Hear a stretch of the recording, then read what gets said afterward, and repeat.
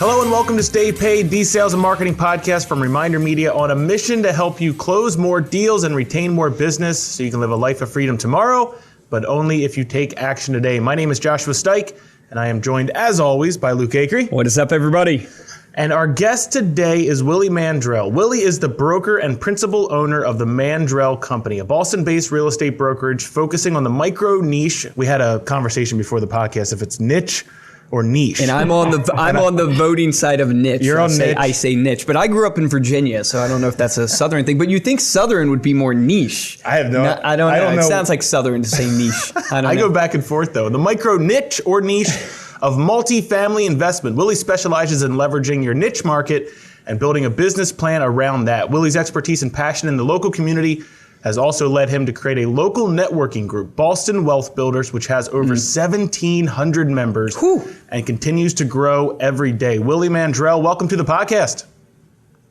Thanks, guys. Thanks for having me. Yeah, man, it's great to have you on. It's super impressive that you have built a networking group. I want to pick your brain about that. 1,700 people. Anybody who's tried to do networking, I've done it in my life. It is really, really hard to be the one who has to facilitate a group like that and create what I call is like a community, because you really got to create a community of people that come together with a common goal, common purpose. And we have, obviously thousands of clients, and we even struggle with thousands of clients that pay us to try to create community amongst our clients. So that's a real talent. But welcome to the podcast. Super appreciate you actually coming on. I love getting practitioners on our podcast. Yeah. People who actually day in and day out, they wake up and they actually live out the business they're talking about. So one of the downsides of Josh and I is we're marketers and we're salespeople, but we don't wake up every day and we don't practice real estate or we don't practice insurance or those things. What we love is, and we're passionate about, is marketing and the psychology of how humans respond to things and those type of ideas. But I love having practitioners because what you say,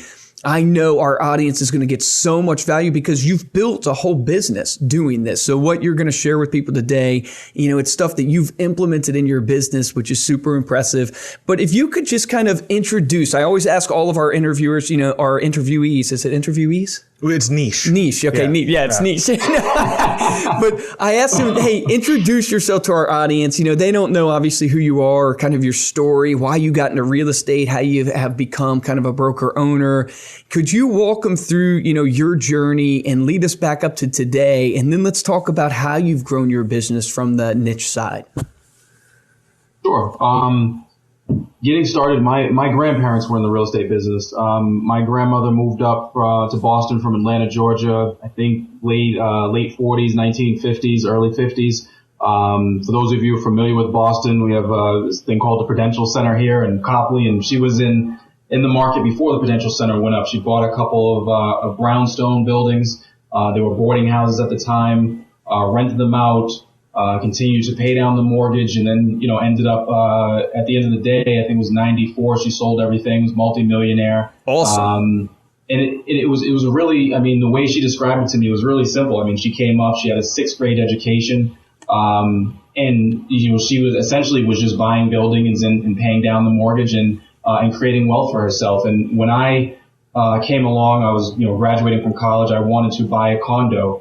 And she told me not to. She told me to go buy a multifamily, go buy 2-3 units, and it was probably the best decision I ever made. I got a couple rent checks from my tenant upstairs, felt really good about it, noticed my mortgage was being paid down, my house was appreciating at the time. Unfortunately, this was 2006, 2007, the market crashed. You have great timing, Willie. Great timing. Yeah, it couldn't have been, I closed on this thing December 2006. I'm congratulating myself. I'm 23 years old. I'm a young man buying my first home. I'm doing some things most people are not doing until later on in their life. And then, you see the stock market crash and, the investment bankers are going, belly up. But I don't regret it though. It taught me a lot about market cycles. It taught me about what do you do in situations like that? Everything that, bad happens in your life, there's opportunities. I know it's the cliche thing that we always say, problems create opportunities, but it's real, especially in real estate. I wouldn't be where I am today without that market crash. The market crashed in though I was one of the lucky people who didn't get foreclosed on and lose my home, I was able to buy some other things in 2009, 2010. Around that 2010, 2011, I also left my corporate job. I was in the corporate finance. I had my Series 7 investment license and everything else. I was doing compliance work and just didn't feel like I was living life to the fullest. I wanted to be in the real estate business, wanted to immerse myself in it. So I got my real estate license, worked for a couple brokerages, picked up a lot of things that they were doing, things that I didn't necessarily like, things that they were doing well. And in 2013, started my own company, the Mandrell Company, and kind of just grew it into what it is today. And in terms of Boston Wealth Builders, when you, as an entrepreneur, when you're out there, you're trying to make things happen, it's a lonely life. I wasn't necessarily doing the things that the people I grew up with wanted to do. So Boston Wealth Builders started as me going out and trying to find other people who were doing the things that I wanted to do, trying to build wealth through real estate, trying to do things on their own. So it really started off as just a lonely kid trying to go out and hop on Meetup and trying to find some other people. And then it grew into what it is today. It's been a tremendous group. I've made a lot of great connections, and built a business around it. Dude, two golden nuggets that I want to point out that I feel that you just touched on is one is you touched on these problems create opportunities. I love that, man. That you should quote that. Somebody hashtag that. But problems create opportunities, I think, is so true. And it's a mindset. And I can tell just even hearing your story, the mindset you have when it comes to adversity. But the second thing, which I thought was even better that you were saying there, is that you started this networking thing because obviously being an entrepreneur is lonely. Being, trying to do great things is ultimately lonely. When you're trying to do great things, you often are in problems, right? And so you're seeking these opportunities, you're often in problems. But you went and sought out like-minded people, or you sought out people who wanted to achieve great things like you. And I think that is a really, really golden nugget, a point that should be driven home to everybody who's listening to this, is that if you want to do great things, that cliche saying of your network is your net worth, which I believe is true, but it's the same for not only your wallet, like your literal money and your materialistic, but it's the same for your mind, like your mindset and your growth opportunity from that. And you sought out people, and now it's grown, you said, to 1,700 people? Yeah, close to, not the numbers really, man, close to 1,800 actually. Yeah. So that's incredible, man. So talk to us about your company. So you start this company, right? How have you gone about building your real estate brokerage? Like, how have you gone about, what have been the struggles and challenges of trying to recruit agents? How are you competing, against the other brokerages? I know we were talking about Keller Williams, Coldwell Banker, and obviously you're competing with everybody. How have you gone about growing your brokerage and really generating business that makes you stand out and you're unique, because you're not necessarily a national brand, right? So you don't have the maybe clout or the money, the pockets, the deep pockets that maybe some of these other brands have. How have you gone about building your financial brokerage or your real estate brokerage?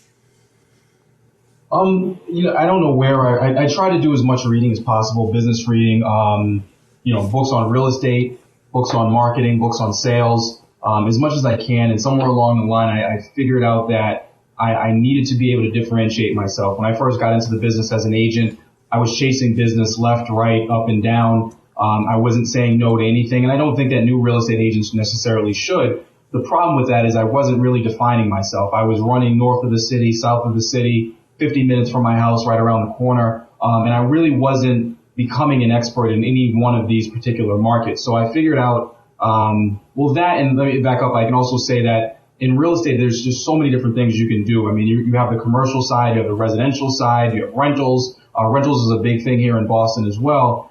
And I didn't really enjoy and again, I hope no one's offended by this, but the single family market niche. I didn't really want to serve the client looking for, in the suburbs for the single family home where their concerns are more, does the backyard work for my dog? The lot size fit for us? Is the kitchen right for our family? Does it have the right bedroom count? Those are more emotional decisions than they are logical and financial. I ended up working with a couple developers here in Boston, a couple investment people, And their decisions were more along the lines of my thinking. It was return on investment. It was cash flow. It was, just the cap rates. It was different financial measures that made sense financially. And that's how they made decisions. And I kind of fell in love with that side of the business. So you couple that with the fact that I know that I need to differentiate myself from Coldwell Banker and Keller Williams. And how do I go and sit down with a client and say that I am the best agent to sell your home, or I am the best agent to represent you in this transaction as a buyer? I decided I was already in the business as a landlord. I love that side of the business and representing investors. I decided I was going to build my company around that niche or niche. So when we formed the Mandrell Company, we basically said it's going to be a multifamily investment property services. We're going to go in and we're going to target investors. Indirectly, we still work with, condos and single family owners through friends and family. And, if my cousin comes to me and says they want to sell their home, we're not going to turn down that business. Sure. But in terms of our marketing and going out and finding people, our lead generation, we focus on, those that want to become investors, those that are already investors and want to continue to build their portfolio. Awesome. So how do you go about, so you're focused, I love that you figured out what makes you tick, which I always coach people on is that, hey, what's your unique value proposition for yourself? Meaning like, what do you enjoy? So many people, especially in real estate, I call it the hamster wheel of real estate. They get themselves on a hamster wheel, like you said, and they're going from the south of the city to the north of the city. They're running all over. They're dealing, basically their business is running them. They're not running their business.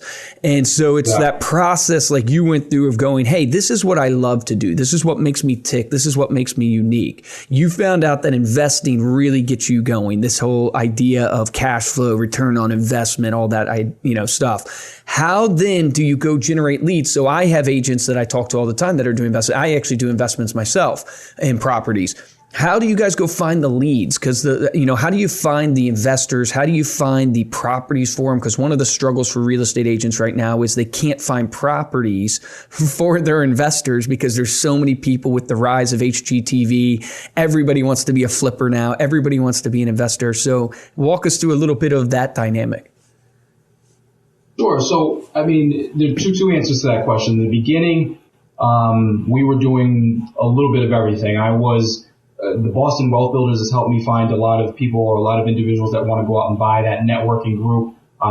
We've done Facebook leads. We've done lead pages. We've done a little bit of everything to generate business. But I found that, over the years, as you look at your metrics and you go back and you say, where have I been the most successful? And that's when when I do public speaking events or seminars or just putting out education as much as possible. So through Boston Wealth Builders, we'll hold multifamily 101 seminars, Boston cash flow seminars, talk on property management and just putting out education to the market, and branding yourself as that expert within your particular market. So, not only myself, but I encourage agents within our office to use Boston Wealth Builders as a platform for themselves, to go out and talk to the public as well. So, we started off, with a lot of different methods, but I think, I'm a big believer of just pushing education out there.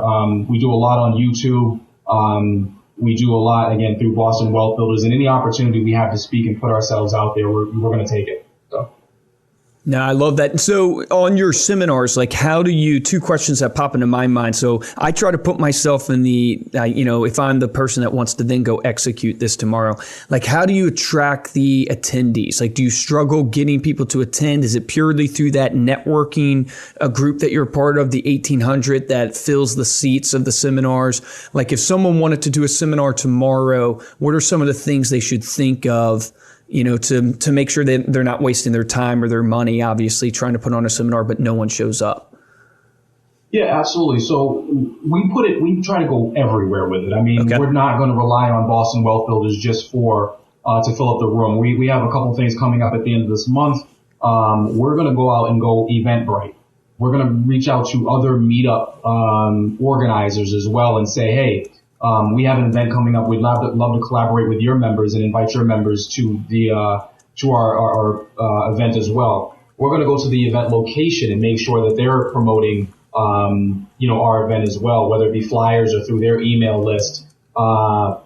We are, using Facebook advertising. We have a very targeted market. If you understand who your likely client is, your likely buyer, Facebook is a great platform for going on there and basically saying, on the buyer side, we're most likely going to work with males and females between the ages of 25 and 40.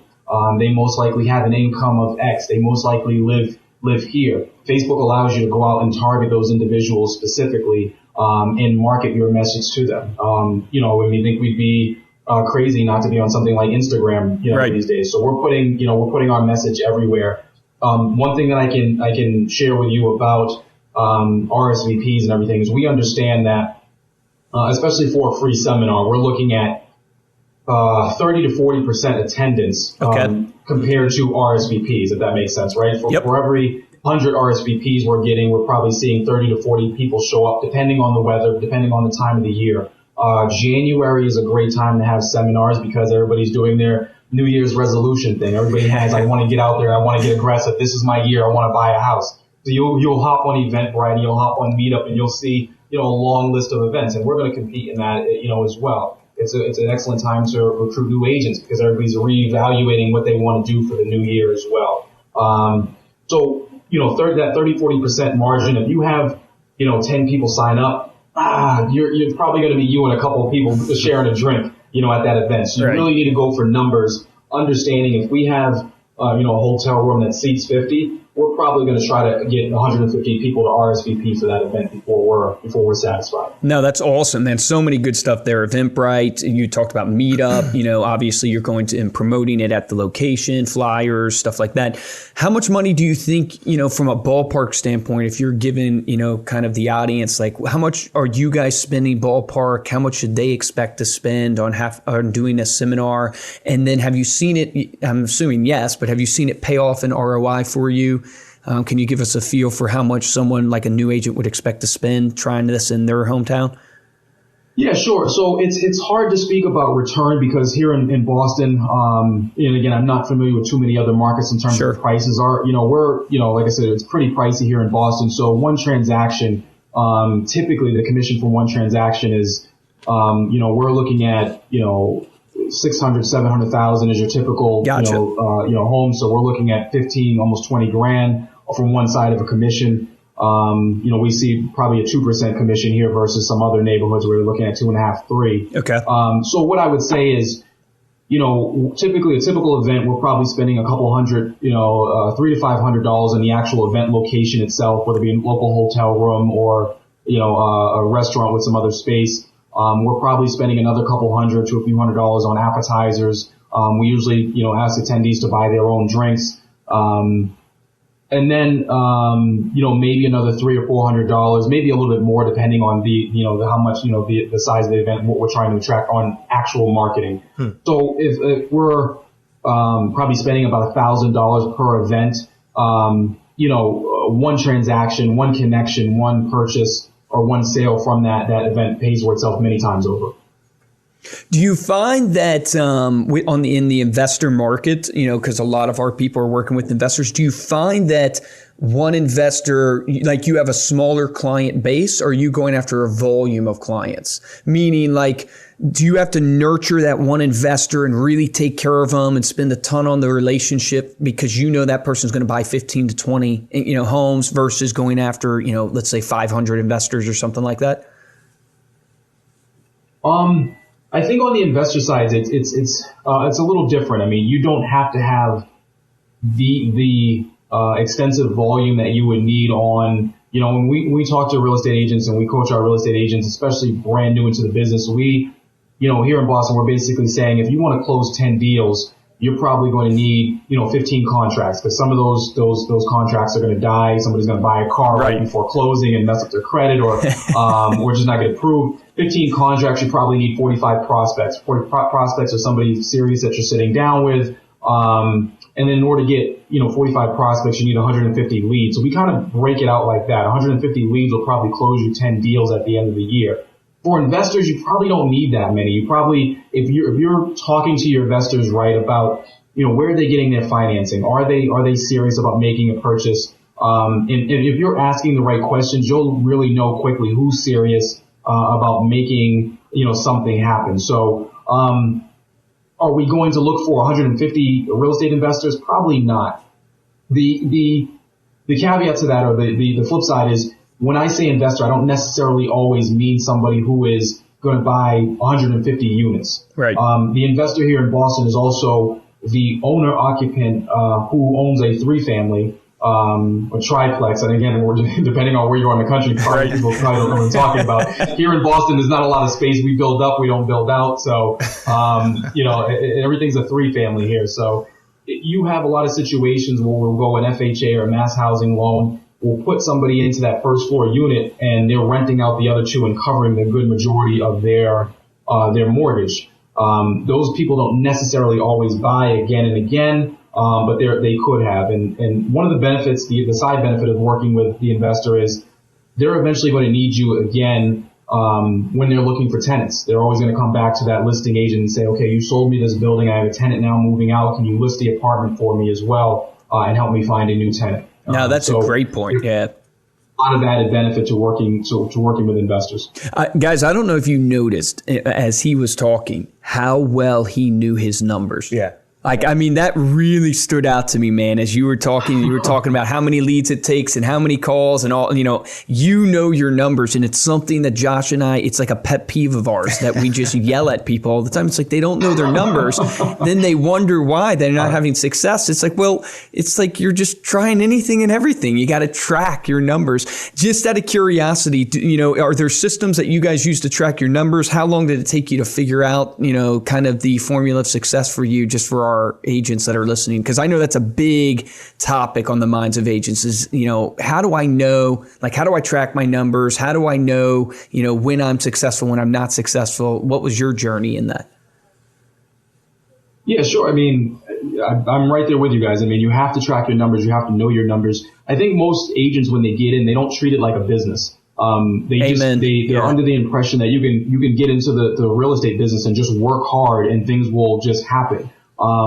McDonald's didn't get to where they are. Coca-Cola didn't get to where they are by just working hard and just, you have to treat it like a business and track your numbers, know where your leads are coming from, and everything else. So we encourage our agents to get a CRM is number one. I tell them, hey, if your goal is to close 10 deals like we talked about, then you need to, generate that 150 leads. And at the end of 6 months, if you're with us for 6 months and you have 10 people in your CRM, you're probably not going to hit those numbers. You're going to have to do something to, pick up the pace there. So CRM is number one, getting out there and understanding, that you have to fill up that database. To get a little bit more complex, I look at Google Analytics on a regular basis. I know how many people are hitting our website, where they're coming from, where the traffic is being generated from. Is it coming from our YouTube channel? If it is coming from our YouTube channel, what specific videos are hitting or resonating with our client base? And then how can I go out and recreate another video similar to that to pull people in? Are they coming from organic traffic, just from searching multifamily, Boston multifamily representation or multifamily agent? Is Google pulling it into us? So knowing your numbers, it's key. You have to treat it like a business. You have to understand your metrics, where your leads are coming from, and I'm trying to think of what else we use to really track our numbers. I wish I can turn around. I have a big whiteboard in my office that I use to just jot down just everything. If we do something or track, I'm a big believer. I reference the E-Myth is a book that I read a while ago, and it's all about building systems and tracking what you do and becoming a little bit more efficient, within the business that you're in. Yeah, no, I call it like operational leverage. It was something that a broker owner out in Seattle, Washington, really taught me the phrase. But it's the idea of you as a business owner need to do the things that only you can do, right? So you have certain jobs that only you can do. Your agents can't do it for you because you own the business. You have certain tasks that only you can do. And then you have the tasks that you're incredible at. And so it's what gets you going. It doesn't even feel like work. You're just gifted at it. It's the right seat on the bus for you. You need to focus on those. And then this idea of operational leverage is everything else, try to delegate out to someone whose gifting is that, i.e. whether it's your marketing, your administration, your transaction coordination, whatever it is, you try to delegate out. And that's when you shift from being just a salesperson to a business owner, to where you're able to work on your business, not in your business, that idea. So do you encourage like your new agents? You're obviously recruiting new agents, right? And I love how you're doing content marketing. And content marketing really to me is you're putting out content that is of value and relevant to your target audience that really doesn't sell your business necessarily. It doesn't sell something hardcore. It's really just almost like a gift to them. But because it's content, they're coming to it. You have their attention. It's almost like a funnel. They're at the top of your funnel and you start nurturing them and you start becoming the authority on that subject matter. So you're the authority on rentals or investment properties within Boston. You're the authority in your community on it. Do you teach your agents how to do that? Would you encourage a new agent to do that for their business? Or is it something that a brokerage should do at the brokerage level? What's your thoughts on that? No, absolutely. I mean, I think if you're in this business, you shouldn't rely on your broker or the brokerage to handle your brand. I think at some point, especially if you want to branch out and I'm the type of person or would say broker that I'm never going to try to hold anybody down. I'm not going to call any names out, but there's a couple brokerages that, we're familiar with that they try to tamper down the ambitions of their agents. No, you've been here for 3 years in Massachusetts. You're allowed to go get your broker's license after three years of experience. I'll sign off on it all day long. Let's go do it. I mean, I want to encourage people to go out and spread their wings, because I really, I'm a big believer. I wouldn't want to do that to anybody else, because I wouldn't want another broker to do that to me. So to answer your question, absolutely, go out and build your brand. There are a lot of things that as an agent that I don't necessarily know. So to rely on me to produce all our content marketing would just be a flawed strategy. Go out there, tell the public what you know, tell the public what you're good at, and just put it out there. I mean, I think it's indirectly helping the Mandrell Company or our brand anyhow. The more faces you have out there producing content, it's going to help. And the way I say something doesn't necessarily relate or resonate with an individual. You can say the exact same thing, Josh, and by switching a couple words around, or just the tone of your voice, or the way you said it, or the speed in which you said it, can resonate, completely differently. So no, I would say absolutely, as an agent, go out there and produce your own content. Dude, that's another golden nugget right there. It's another great thing I've said. I mean, you attract your tribe. Your vibe is your tribe. It's very powerful, right? Yeah. It's super powerful. And I think it helps you overcome your fear. One of the hardest things with content, and I want to get your thoughts on this, is that it's really hard to know where to start, and you feel like people are judging. Like you're creating the content for other people, and so you are thinking about what they're going to think about it. And that fear of, what if they don't like this? What if I'm not doing it right? Especially video content. If you're doing video content, being on video. What if I say the wrong thing and someone challenges me? So where should an agent start? How do they overcome that? What, should they, if they're fearful of video, should they, stay away from it for a while and just do writing? Like, what are your thoughts on that? You can't be all things to all people. I mean, you're not going to make everyone happy. I mean, I think, I went to, for those of you familiar with Grant Cardone, I went to, he was in Boston not too long ago. I went to one of his events, and, he basically said, and again, not everybody will agree with this, but he basically said, I don't care if you like me, as long as you know me. And that's 10X, baby. To, right? 10X. 10X, and that's what it comes down to. And it resonated with me. And, like I said, if I'm going to stay in the shadows, then no one's going to be able to. There are going to be people out there that absolutely love what I have to say and the things that I inspire them. And there are going to be people that don't necessarily like the sound of my voice or whatever, or the Boston accent, if I have one, but whatever it may be, I just continue to put myself out there. The 10X rule, and then I recently read a book called The Road to Recognition, and they mentioned the same thing about not being afraid to just put yourself out there, just going for it. They're going to be it's a social world that we live in, and there's no way that you can stay in the shadows and make money. I mean, it just doesn't happen. What's the number one mistake you see agents making? Whether it's your agents or it's agents you're recruiting, what's the number one mistake you see them making out there right now? We talked a little bit about it. Just the assumption that hard work is great. Hard work is terrific. I don't think that you can become successful out of hard work, but I think the lack of a plan, the lack of some type of business structure in place. I think people just come down and they say, I got my real estate license, I'm just going to hop into the business and work hard. There has to be a goal in mind. I can show you my business plan and basically say, I know exactly where I want to be in 5 years. I know that in order for me to get there in 5 years, there are certain things that I'm going to need to do in year 4, 3, 2, and this year. And I know that if there are certain things that I need to do this year, there are certain things that I need to do in December and November and all the way down to where we are today. And that's how I figure out what my to-do list is today. There are a lot of agents and a lot of business owners that just kind of wake up and just work. And though they're producing hard work, it's great, but there's just no focus on that long-term goal. So I think it's the same thing in real estate.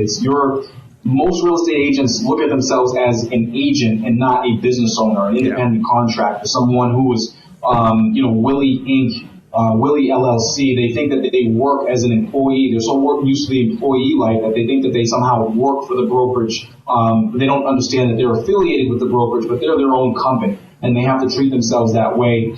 Figure out where they want to be in 5 years. Is it owning their own brokerage? Is it I want to close 100 transactions? And in order for you to get to whatever those goals are, break it down into smaller goals, and you'll figure out exactly what you need to do today to get to where you want to be, later on. So to answer your question, it's just the lack of long-term focus. We're in so much in the society there's just this immediate gratification thing where we don't think that if it doesn't pay off tomorrow or next week, then it's of no interest to us. We have to think long-term and figure out where we want to be.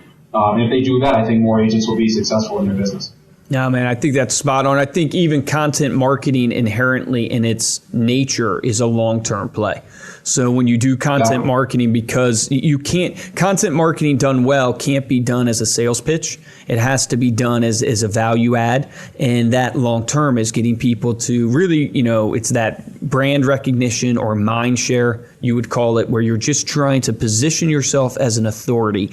As you look back over your year and maybe last couple of years, what's the number one place deals are coming from? Like, what's your best lead generator? Because we get that question all the time, from our audiences. Hey, where are, obviously they have their goal. They want to do 100 transactions. Next step is, where are those 100 transactions going to come from? What's your number one lead generator for you? Is it the phones? Is it content marketing? Is it networking? What's your number one lead generator? I know a lot of agents probably don't want to hear this, but it's networking. It's just getting out and meeting people. I think, we just talked about it, the world becoming a little bit more social, but the idea that you can just sit back and post things on Instagram and build a massive business, I think is flawed. And that's just me. There might be, some people out there that are absolutely killing it on Instagram, and I don't want to knock that as a strategy. But in my opinion, Instagram, Facebook, YouTubes are supplements. They're supplements. They're things that you do in addition to, but I don't think that there are too many things that you can do that are going to overtake the face-to-face conversation that you have. Just sharing a beer with somebody, getting in there and telling them, what you do. They're able to see your passion, understand, when you can see someone's face, you can hear it in their voice, you can understand what they're trying to do. I think it's a lot more powerful than any image that you can put, or any quote, or any inspirational quote that you can put on Facebook. So getting out there and just meeting as many people as you can. You never know where leads are going to come from. And when I say networking, if I can just clarify, I don't necessarily, and we talk to our agents about this as well, that doesn't necessarily, real estate agents think that they need to go to business networking events or real estate networking events where there's a whole bunch of other real estate agents in the room. That's not what I mean. I mean, find something that you enjoy doing. It's swimming, it's tennis, it's golf, and go out there and join a meetup or an event, yep. And just go out there and meet people who are not necessarily in your line of work. They're doctors, they're lawyers, they're nurses, they're caretakers. And they enjoy, you have a commonality now, right? You're biking and you just enjoyed a 10-mile bike ride or whatever. I don't really bike, so I don't really know if that's a good distance or not. But you're sweating and then the conversation of what you do for work always comes up. It says, well, you're a doctor. Well, I'm a real estate agent. If you ever need anything, and then you don't have to have that awkward conversation of here's my business card and sticking it down their throat. That conversation comes naturally. You have something to talk about now outside of what you do, and they're more likely to you enjoy tennis, they enjoy tennis, they're more likely to do business with you on the opposite side. So that's what I mean when I say networking is getting out there, whether it be a cooking class or or snowmobiling or whatever it is you love to do. Go out there and just meet as many people as you can, dump them back into your CRM, and I can almost promise you that your business will explode. Dude, that's so gold. It ties back to what we were saying in the beginning. I mean, your network is really your net worth. It truly is. It's all who you know. I literally had my executive assistant come in today. Her car was messed up, and she went to the dealership, and the mechanic there at the dealership, and she shared with me the story of that they didn't give her a loaner car. They said, it's going to be this, that, and the other. She went across the street. She knew the owner of the dealerships because her mom worked there, and she went across the street and just started talking to him, just catching up. And he's like, "Oh, why are you in? What's going on?" She told him the story. He goes, "Oh my goodness, come with me." He takes her over, gets her a loaner car, calls the mechanic dealership and says, "I want the best person on this car." It literally, just knowing that person changed the whole environment, everything. And she didn't, it's not her professional career. It's just literally in life. She had met this person, become friends with this person. So it's so powerful to get out there and network. I could not agree more with you. And I also believe, the National Association of Realtors says that 60+% of your deals will come from your sphere in the category of referrals and repeat business. And that is all who you know, how you're keeping in touch with people, the relationships. So I want to ask you, obviously all of our audience is looking to grow their business, looking to become more successful in life. And we're all looking for that magic bullet, you would say, the secret, formula to success, although we know one doesn't exist. And I like to ask every guest that comes on, as you look about your career and your success in your life that you've experienced, is there anything that you do consistently, like a routine or something that you've really found a ton of success in that you look back and go, yes, I do this every single day, or I do this weekly, monthly, whatever it is, a routine that in your life has driven success for you? You might think I'm crazy when I say this, but everyone has their, their vices, right? Some of them smoke, drink, and things that we know we should. I am religiously on MLS. I'm addicted to it. I wake up. That's just, so, that's but awesome. It's helped me though, because there are people that come to me and they say, "Hey, did you see that triple decker or that 3-family just at the market?" "Yeah, I know, the one on Mount Ida that has the fire damage. It's going for $500. "Yeah, I know. I saw it this morning. I saw it last night." So can you guys tell he loves investing? No, man. Yeah, so my wife will get up because the light from my iPhone is like, at 2 o'clock in the morning is like, shining in her eyes while as I'm scrolling through the new listings that have come on. I hate the beginning of the year because, and again, this may sound like Scrooge, but I hate the holiday season because not that many listings are coming on. There's not much for Can't me to get do. your fix. That's so good, man. That's so good. But it's helped me grow my business because when I talk to a buyer, I can say with confidence, the property is worth X because I look at every single listing that comes on the market. I've been inside these things. I go to every single open house. I'm That's talking powerful. to real estate agents, whether they work for our company or not. They know who I am and I know who they are, and we're having those conversations and we have great relationships, and I see the properties that they list. So it's just going out there and just really understanding your market and just understanding your niche. I look at every single multifamily within the Boston neighborhood that comes on the market, I lay eyes on it and I say, what do I think it's worth? Is it true? I play this game with myself where, and this may sound really crazy, but sometimes I'll check back 60 days later and say, well, I told you it wasn't going to sell for that. I'm really just talking to myself because nobody is there to answer me. But so it's really just paying attention to the market and what's going on, whether it be your in-house listings or somebody else's. Just becoming that expert within your neighborhood, and you're only going to be able to do that is if you continue to look at those listings that come out and really just study the market. Man, that is so powerful. It's amazing because you cannot fake experience. Like, you might be able to fake it for a little bit, but the experience, the expertise, because when you get authority on a subject matter, i.e. that market and every listing, everything about it, you have confidence. And that confidence comes from your preparation, right? So you think of like Tom Brady, because are you a Patriots fan being, where you're at? You I think I have to say that for Boston, right? Yeah, you have to say it. I'm not a Patriots fan. I'm a Tom Brady fan. Can't help but like that guy. But he's confident because of his preparation. It's not fake confidence, right? It's his preparation and his experience. And that is just so powerful. I mean, you think about that, guys. You look at the MLS every single day.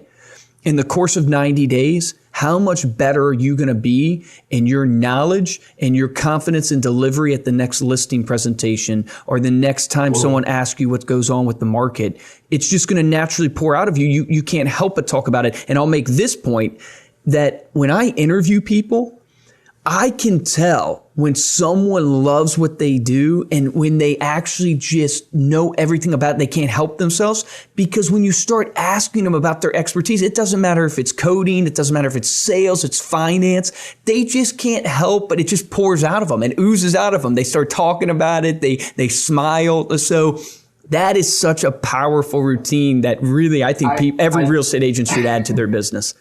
I tell all my friends and family and everything else. I mean, anybody I talk to, I mean, there are certain people that, you can ask me a generic real estate question.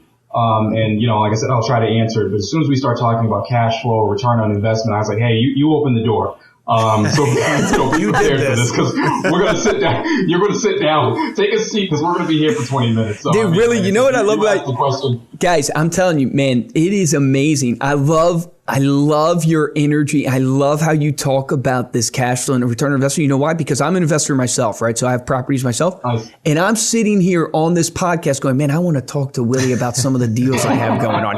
Like, that's what happens, guys, when you find your niche and you really just hone in on that. You can't help but influence people around it, because I know this is a guy that understands what he's doing, and I want to be close to that. I want to understand what he understands. I want him to advise me, for lack of a better word. All right, so we're going to wrap this up with the last question. I love this question because I think it's always important in our lives to reflect, because, those who don't look at history are doomed to repeat it. So I think this is good. Looking back on your life, right, what would you go back and tell younger Willie? What would you tell yourself, what would you tell yourself to invest way more into? What would you tell yourself to run away from? What advice would you give to your younger self, knowing what you know now? Stay, I guess, how do I articulate this? To stay even, I guess. There are too many people that, in my opinion, or I wouldn't say too many people, the younger Willie used to close a deal and be on a high. And lose a listing and get really low and down. And, it was just this roller coaster ride. It looked like, the Dow Jones in the last, few months. It was just all over the place. So I would tell myself just to stay even and continue to stay focused on the long term and continue to work. I mean, I think I'm there now where, you have, a customer complain about something and you don't really want to resolve it, but you don't want to get too low on yourself or too down on yourself.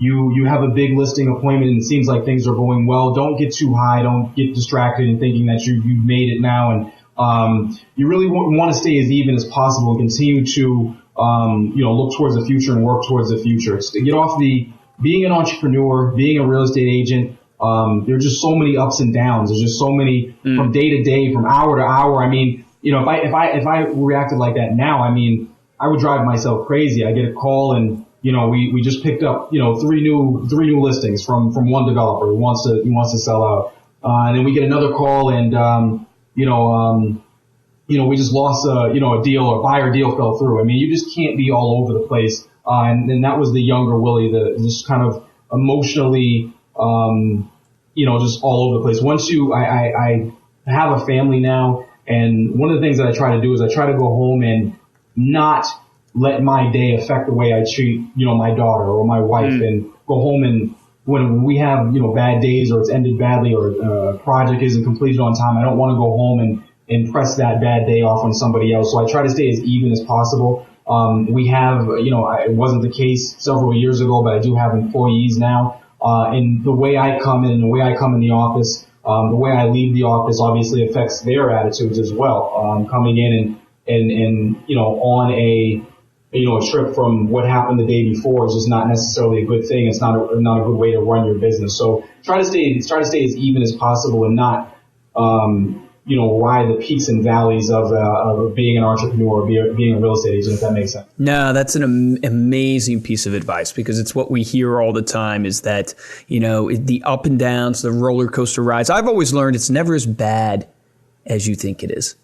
I have had some pretty terrible stuff that I can't even mention on this podcast because of confidential stuff, but I've had some pretty terrible I almost started to go into some of it there. Yeah, it's like as an entrepreneur, you just can't even imagine. And when those papers come across your desk or you get that phone call or whatever it is, it really feels rough. You're just kind of like, this is the end. It's over. It's over. Or when you make a mistake with the product, you go, it's over. But it's never as bad as you think it is. It really is. Like, you can really get through almost anything if you just keep trucking. I know that's so simplistic, but such good advice. Keep on trucking. Yeah, keep on trucking. Hashtag that. We should make a bumper sticker. Oh, wait. There probably is. They already made those. Well, thank you so much for being here, Willie. I think that was an amazing interview. A lot to take away there, just from the passion and the joy that you can see that you get from your business. It's clear to see why you have a lot of speaking engagements too. So before we close, why don't you let the people know where they can find you and connect with you and your company, your team? Sure. Our direct brokerage website is mandrellco.com. It's MANDRELLCO.com. And then you can also find us on Boston Wealth Builders, which is Boston Wealth Builders, spelled out.com. You can join our meetup. It's free to join. Anybody in the Boston area or, local cities and towns, we'd love to have you in the group. Like I said, it's growing rapidly. It's been a great networking platform. And if there's any way that we can serve your real estate needs, sales, rentals, management, we'd love to help you out there as well. Awesome. That is awesome, Willie. Thank you. Thank you so much for listening. If you like what you heard today here on Stay Paid, please go on iTunes, give us a 5-star rating, and make sure to leave a comment. You can also find our podcast, including this one, in video on youtube.com/ReminderMedia. or staypaidpodcast.com. Make sure to tell someone else about the podcast today. It really helps us spread the word. And if you'd like to get hold of me or Luke, please email us at podcast@remindermedia.com or find us on Instagram or LinkedIn. And of course, you can check out Reminder Media on social media. We are at Reminder Media on Facebook, Instagram, Twitter, LinkedIn, and Pinterest. For this episode of Stay Paid, I'm Joshua Stike. And I'm Luke Acree. Guys, I'm going to close with this action item. I actually have 2 for you because there's 2 that really stood out to me that I think are really, really valuable. I have, man. I can't help it. When I do interviews and I get golden nuggets all the time, I have to give a couple action items. This is something you can literally implement today. Or, you can start figuring out how to do it. One is, what is your niche? Meaning, when you look at your business, what do you specialize in? And that really should flow from a place of joy. It should flow from a place of what do you love when you look back on the transactions you've done. Now, we all in our business have to go through up and downs. That's what being an entrepreneur and a business owner is all about. But what is your niche? What do you want to focus on and really become the authority of in your community to really just hone in your skill set there? The second one is even more practical than this one. The second one is, what networking groups are you part of? And remember what Willie said, it's not just business networking. Meaning, yes, that's good. Get part of networking events with businesses and stuff like that. I think it's always great to do that.